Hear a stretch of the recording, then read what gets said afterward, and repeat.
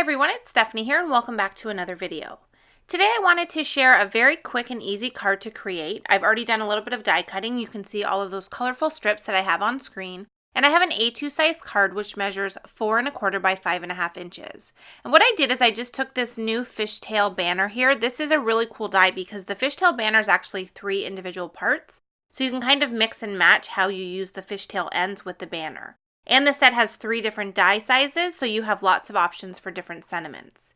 So the idea I had for this card is I wanted to die cut all of the fishtail banners. I used the same size for all 6 of these banners that I've die cut. And I just wanted to create a very simple and quick rainbow design.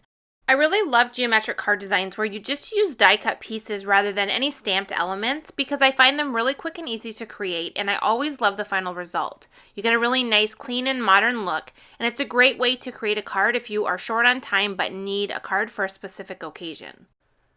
So like I mentioned, I die cut a bunch of banner pieces here, and I'm using grape jelly, blue raspberry, limelight, lemon drop, coral crush, and razzleberry.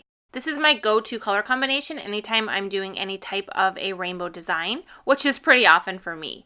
Now you can definitely not use rainbows if you prefer not to have it so colorful. You can do an ombre effect. You could do like blues and go from lightest to darkest. You could use just a couple of colors and kind of go back and forth between the 2 colors. There are tons of different color combinations that you can use for a design like this, which is one of the reasons I really love it so much. So once you get the first banner on there, it's pretty quick and easy to finish the rest of the card. That first banner is what's going to line everything else up along the top of the card. And what I found was easiest was to do the little fishtail end pieces 2 up at a time before I added the longer piece. And this just allowed me to get those on there before I layered that longer piece over top. If you want to add a little bit of dimension to the card, you could definitely use foam adhesive as well. I decided not to. I decided to keep everything completely flat on the design. But adding a little bit of foam adhesive under each of the different longer pieces would really add a nice touch to the card. Or you could just add foam adhesive under one of the banners that you're going to add the sentiment to. So let's take a minute also and talk about sentiments for this, since we just mentioned having a sentiment strip on there. Each of these different banners is designed to be able to have a stamped sentiment on it. So you could get creative and have a bunch of sentiments kind of stacked on top of one another. You could do a couple just to complete a phrase, or you can do as I'm going to end up doing here and just add one sentiment and pick one of the banners to stamp it on. Since I'm going for quick and easy on this design, I decided to just stamp my sentiment in black ink directly on the banner. But if you want to add a little bit more detail, you could stamp it on the banner with Versamark ink and then heat emboss it with embossing powder. If you go that route, I definitely recommend doing that part before you actually add it to the card. Do your stamping, your heat embossing on the banner, and then add that banner piece to the card. That'll just help make sure you don't warp any of the other pieces that you're adding on there.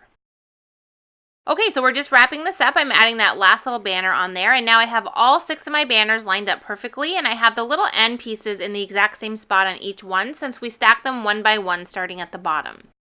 I'm not making my card for any specific occasion, so I'm using the Sending Handmade Hug sentiment. That is one of my favorite sentiments of all time, but you can definitely change this up to whatever occasion you are sending it for. So you can add happy birthday, congratulations, pretty much anything will work on this card design. And like I mentioned before, you can change up the colors as well to fit with the theme of your card. And then the last thing I'm going to do is just add a few little gems here, just because it's very simple. We don't have a lot going on. I just wanted to add a little bit of dimension to the card. So I did add a few clear droplets. And then that is it. We have a very quick and easy card. It was very easy to create. It has a really fun pop of color with a great modern geometric design, and it took no time at all. So I hope you got some ideas on ways that you can create quick and easy cards. If you're interested in the supplies I've used in today's video, I've listed those in the video description below.